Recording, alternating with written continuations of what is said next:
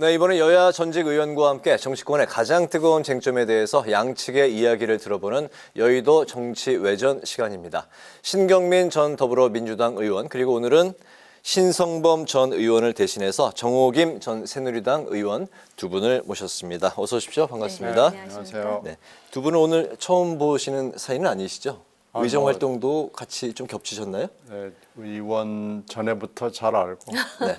뭐 굉장히 해박하신 정치와 국제 식견을 가지신 분이라서 제가 네. 잘 알고 있습니다. 네, 화답을 해주셔야 될 것 네, 같은데. 예. 저기 우리 신경민 의원님께서 네. 미국 특파원으로 계실 때부터 제가 많이 배웠어요. 네. 이렇게 이제 시작은 화기애애하게 시작을 했지만 불꽃 튀는 뜨거운 토론을 기대해 보겠습니다. 바로 들어가겠습니다. 그 국민의힘 혁신위가 당 지도부, 중진 그리고 또 친윤계 의원들에게 험지 출마 혹은 이제 불출마 요구를 이제 한 상황에서 이뉴한 혁신위원장이 12월까지 해당 위원들의 그 결단을 기다리겠다 이런 이제 언급을 했습니다. 서울에 가지 않겠다. 또 모든 일에는 시기와 순서가 있다. 이렇게 이제 울림으로 이제 되돌아온 상황인데요. 여기에 혁신위가 최근에 불출마 리스트를 가지고 있다. 이런 의혹이 또 불거져 나왔습니다. 결국에 혁신위가 이뉴한 그 혁신위원장은 조기 해체는 없을 것이다. 이런 이제 발언을 했는데 앞으로 혁신위와 지도부가 좀 어떤 길을 같이 걷게 될 것인지 오늘 처음으로 좀 들어볼까요? 우선 여론조사를 그 언론을 통해서 그 말씀을 드려도 되려나 모르겠습니다. 근거를 가지고 말씀을 드려야 되는데 어찌됐든 간에 이 중진 윤핵관에 대해서 험지 출마 내지는 그 출마를 접는 것에 대한 여론의 호응이 꽤 있는 것으로 지금 언론 보도에는 나오고 있습니다. 네. 그런데 지금 이제 본격적으로 지금 그 표적이 되는 대상들이 소위 윤핵관이라는 정치인들 아니에요?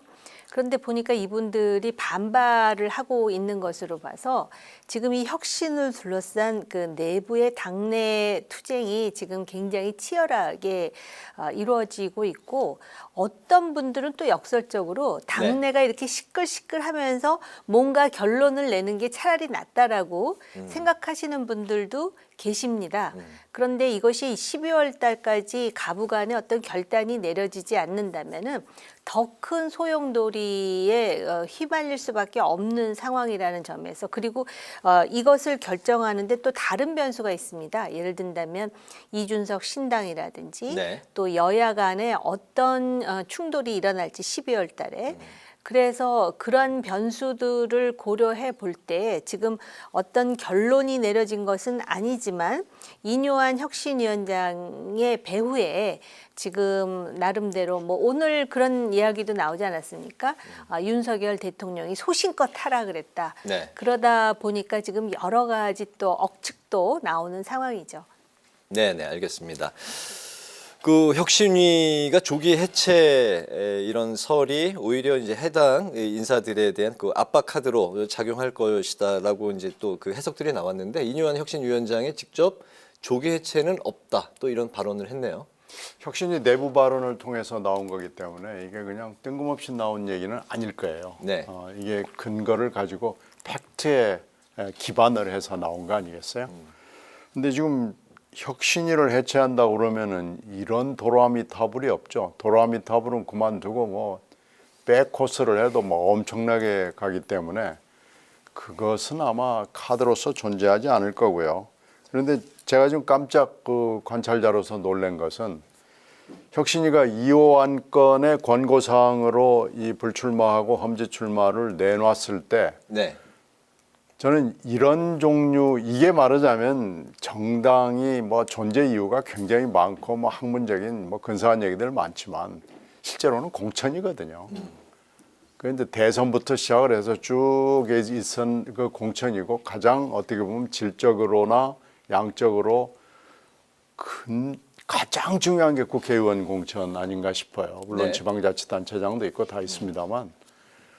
그러면서 이게 완벽하게 정리가 딱 돼서 그냥 탁 내놓으면 탁 나오고 이렇게는 안 되더라도 조금이라도 그 마중물 비슷한 거라도 한 20% 30%라도 사전 정지 작업이 돼 있는 거 아니겠느냐라는 생각을 하고 지켜봤어요. 그래서 딱 열흘쯤 전에 이렇게 큰 소리를 쳤을 때 이거는 하늘에서 천둥 치는 소리보다 큰 거거든요.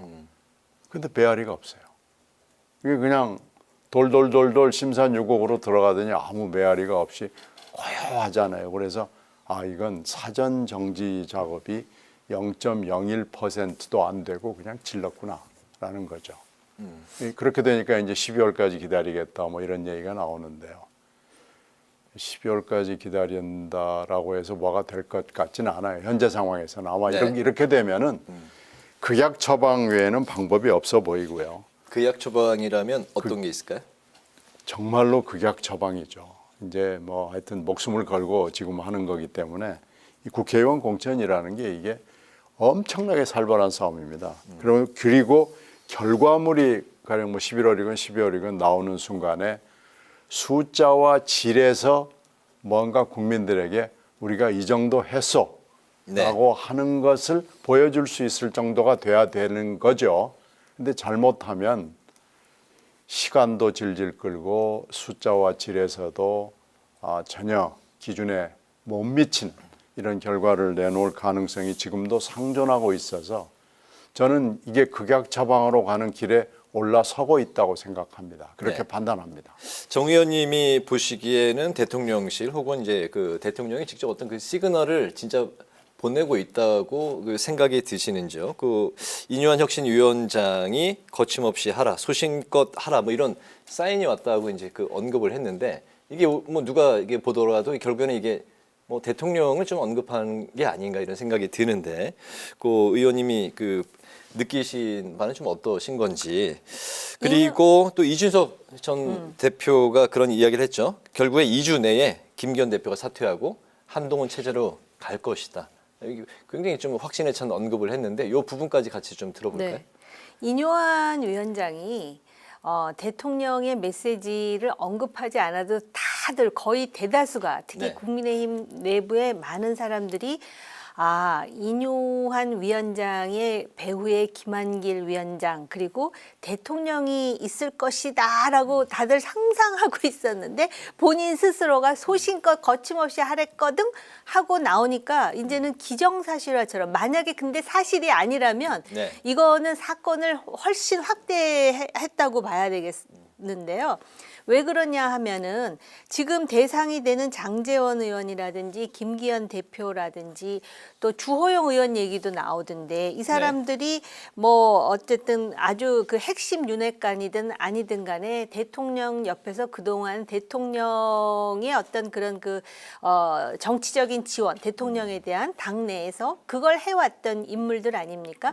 근데 이 사람들이 지금 혁신의 대상이 돼버린 것처럼 됐습니다. 네. 그래갖고 이 사람들을 출마를 안 하든지 아니면은 서울로 수도권으로 가라는 거는 가가지고 그 장렬하게 그러니까 계백장군 얘기를 하지 않습니까? 결국은 수도권에 출마하면 이길 확률이 그렇게 크지 않다라는 걸 다 알면서 근데 이 사람들의 입장에서는 요번 총선이 굉장히 중요한 자신들의 어떤 하나의 분수령이라고 생각합니다. 왜냐하면은 요번에 총선에서 승리함으로써 확고한 정치적인 중진으로서의 기반을 잡느냐 아니면 요번에 험지 출마한다고 희생하면 그냥 정치적으로 생명이 끝난다고 생각할 수도 있는 데다가 윤석열 대통령이 내년 4월 총선이 끝나면은요 국민의힘 이름으로 당선된 사람들이 대통령 말 더 이상 듣지 않습니다.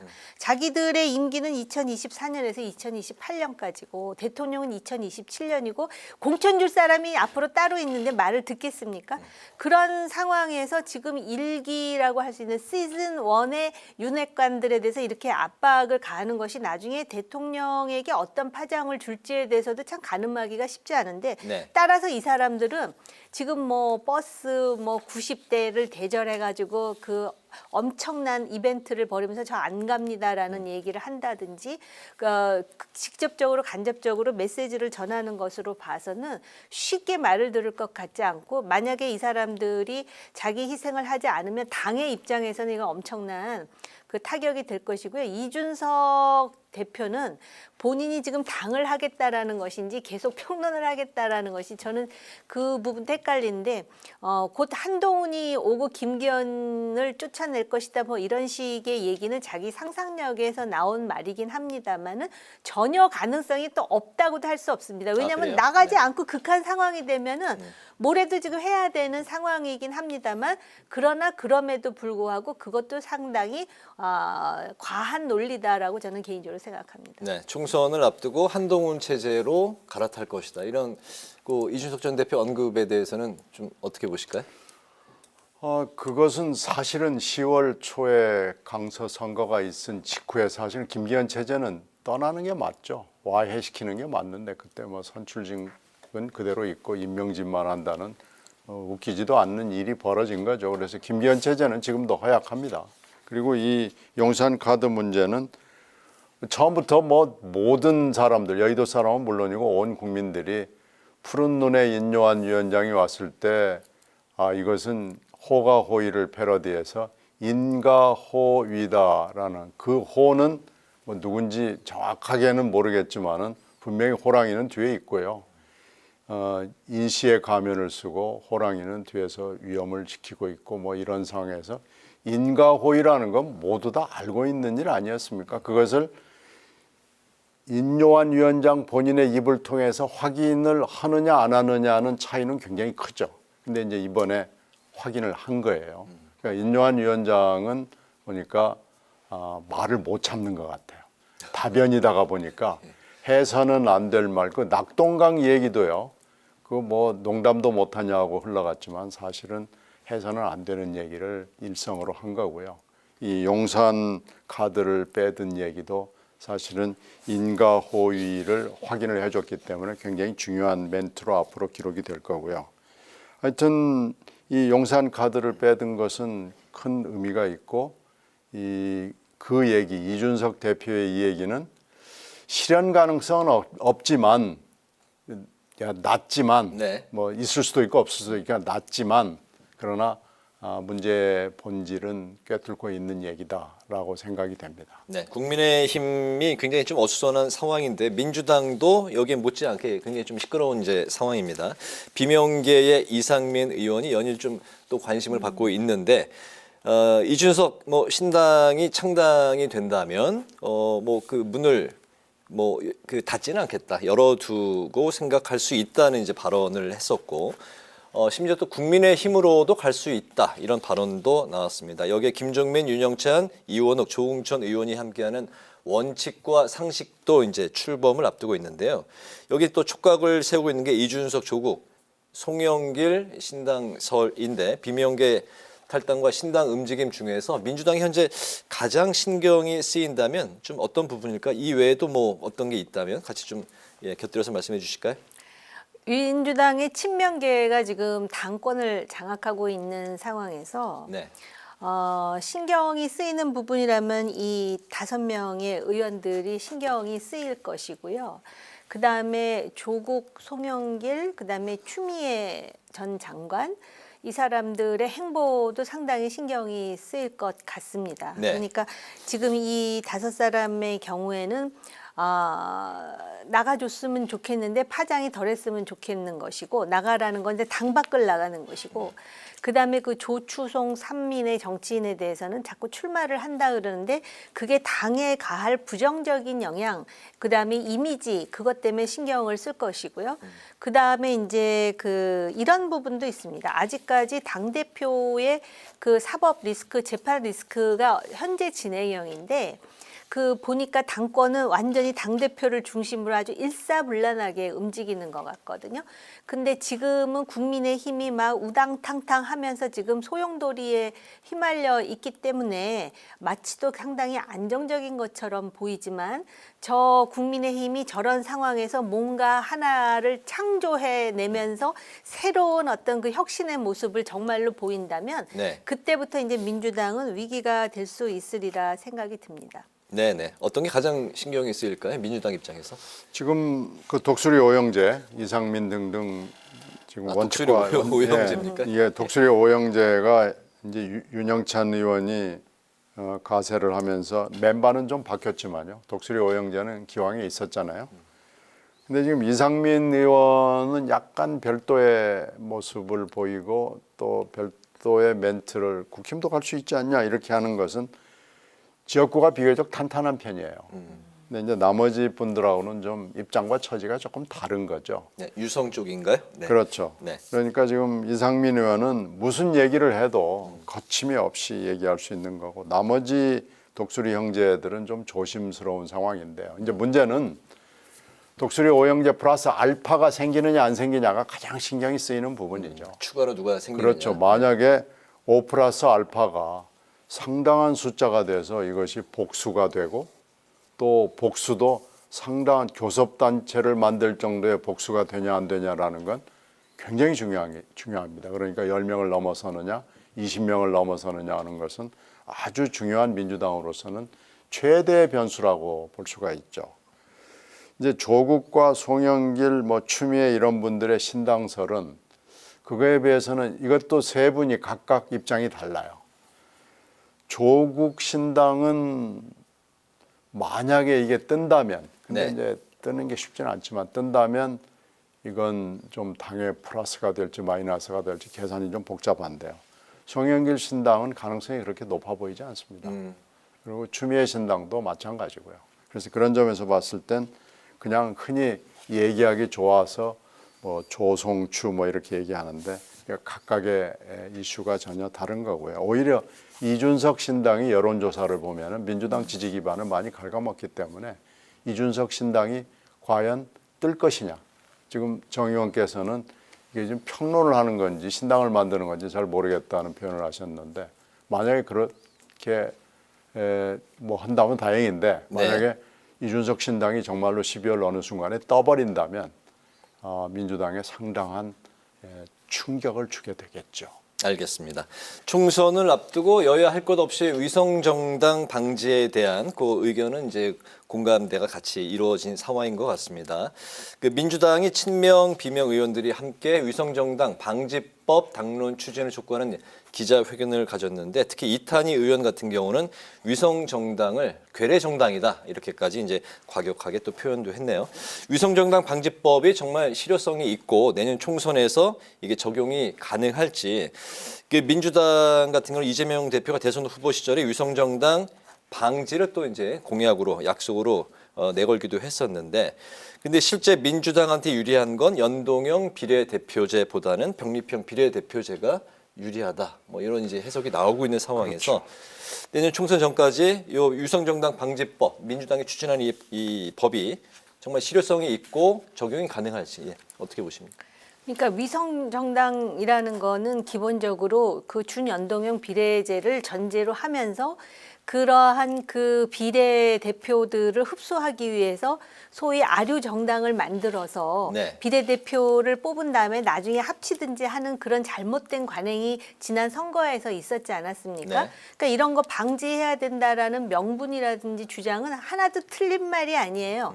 그런데 제 기억으로는 바로 그 3, 4년 전에도 네. 민주당은 절대 그런 정당 안 만들겠다고 호언장담을 하다가 결국은 위성정당 만들어가지고 그 사람들을 흡수해갖고 지금 국회의원 수가 168석이나 되는 것으로 지금 나와 있거든요. 그러다 보니까 그런 얘기를 하거든요. 이제 경제에서의 주요 단위는 돈이고 네. 정치에서의 주요 단위는 권력인데요.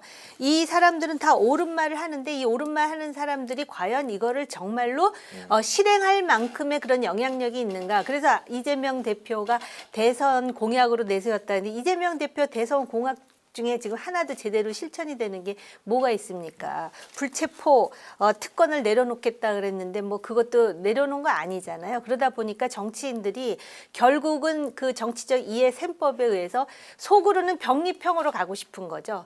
그러면서 지금 이런 식의 선언을 하는데 참 이런 상황이 과연 그 유권자들에게 이탄희가 이런 거를 얘기했으니 정말로 이 사람들이 이렇게 위성정당을 방지하기 위해서 뭔가를 하려나 보다 이렇게 믿고 기대하는 사람은 별로 없을 것 같아요. 그렇습니까? 예, 신 의원님은 어떻게 보십니까? 지금 현재 그게 연동형이든 옛날에 하던 병립형이든지 간에 비례대표제를 놓고 얘기를 하면서 모든 사람들이 다 공감하는 부분은 위성정당은 안 된다는 겁니다. 네. 그러니까 그런 점에서 볼 때는 위성정당 방지법을 가지고 얘기한 비명, 친명이 다 얘기하는 오늘 기자회견 이것은 이제 맞죠. 맞는 얘기를 하는 네. 건데요. 준연동형을 유지하면은 위성정당을 포기하는 건 결국 비례대표를 포기하는 겁니다. 그러니까 여야 그 거대 양당 두 당이 20석 정도를 포기하는 거예요. 그러니까 이건 어느 당도 그렇게 할 수가 없는 겁니다. 그렇게 되면은 병립형으로 갈 수밖에 없다는, 원대복귀할 수밖에 없다는 얘기인데요. 근데 병립형으로 가는 건 또 거대 양당을 위한 제도 변경이다라는 비판을 받을 수밖에 없어요.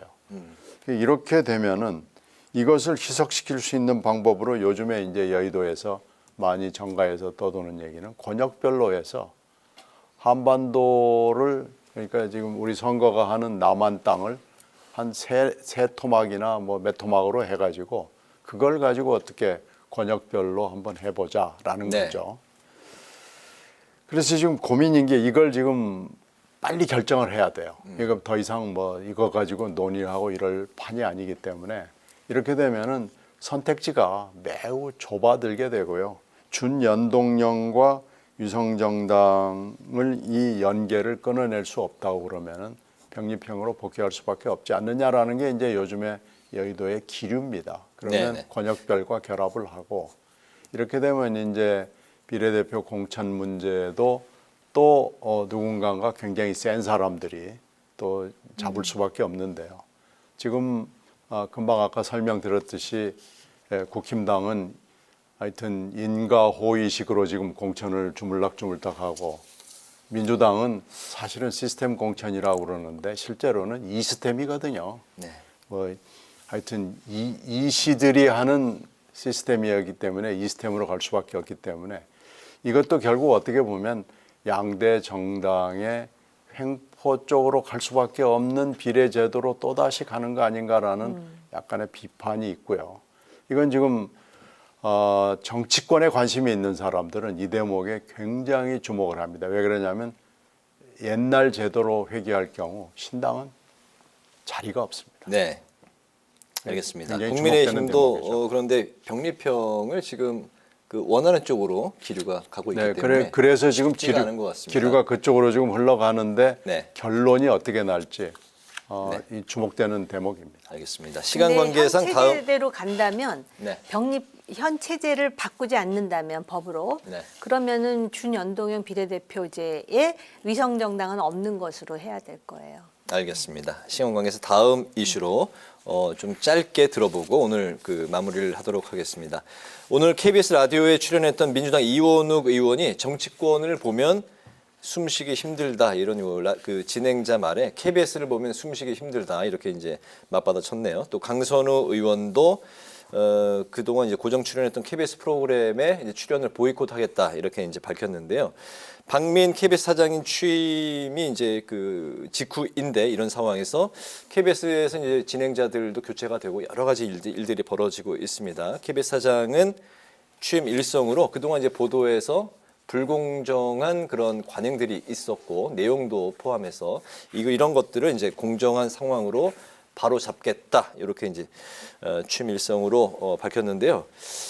앞으로 이제 이런 상황들 여당은 불공정을 바로잡는 정상화이다, 야당은 점령 작전이다 이런 표현으로 갔는데 KBS 상황이 앞으로 좀 어떻게 될지 지금 상황도 좀 짚어주시면서 좀 짧게 들어볼까요? 네, 결국은 이것은 이제 결국 법정으로 가게 될 수밖에 없습니다. 이제 방송이 이 양 정당이 싸우는 싸움판으로 지금 전락이 된 거죠. 그리고 이것은 결국은 사법 절차를 통해서 뭔가 좀 방향을 잡을 수밖에 없는 상황으로 가는 거예요. 매우 불행한 사태고요.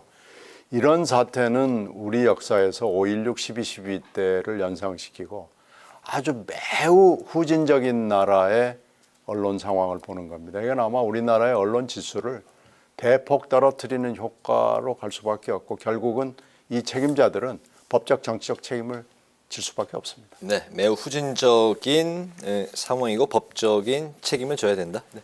지난 문재인 정부 때 검언 유착이라든지 윤지호라든지 뭐 생태탕을 보면서 숨쉬기 힘들다고 느꼈던 야권 인사들이 또 많았을 거예요. 그러니까 네. 사실 KBS도 그렇고 자금의 이 방송과 관련된 문제는 지금 여당뿐만 아니라 과거의 여당이었던 야당에게도 업보가 있는 것이고요. 특히 KBS 내부에 있는 사람들에게도 업보가 있는 것입니다. 과연 KBS가 공영방송으로서 그 안에 몸담고 있는 사람들이 자기의 양심과 소신대로 방송 활동을 했는지 다시 한번 성찰과 반성이 필요하고요.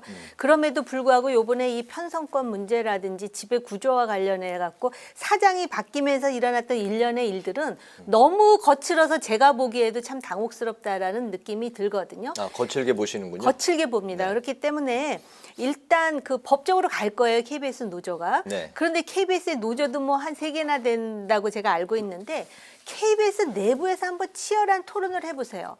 방송의 독립과 방송인의 자율성 그리고 소위 민주사회에서 삼권 분립 외에 언론의 역할이 무엇인지에 대해서 우선 내부에서 치열한 토론을 거쳐서 KBS가 어떤 모습으로 서야 되는지 결론을 내고 그렇게 하겠다라고 해야지 언제까지 이렇게 권력이 바뀔 때마다 이 권력 저 권력에 의해서 휘둘리는 이런 저급하고도 질 낮은 방송 문화를 우리가 세계의 뭐 지금 뭐 경제 대국이고 정치적으로 민주화가 되어 있고 정말 다른 나라들이 부러워하는 나라라면서 방송의 수준이 이 정도라는 것에 대해서 그 반추와 성찰이 지금 필요한 시점이에요. KBS가 먼저 좀 내부에서 움직여 보세요. 결론을 한번 내보시라고 권하고 싶어요. 알겠습니다. 여의도 정치외전 이제 마칠 시간이 됐는데요.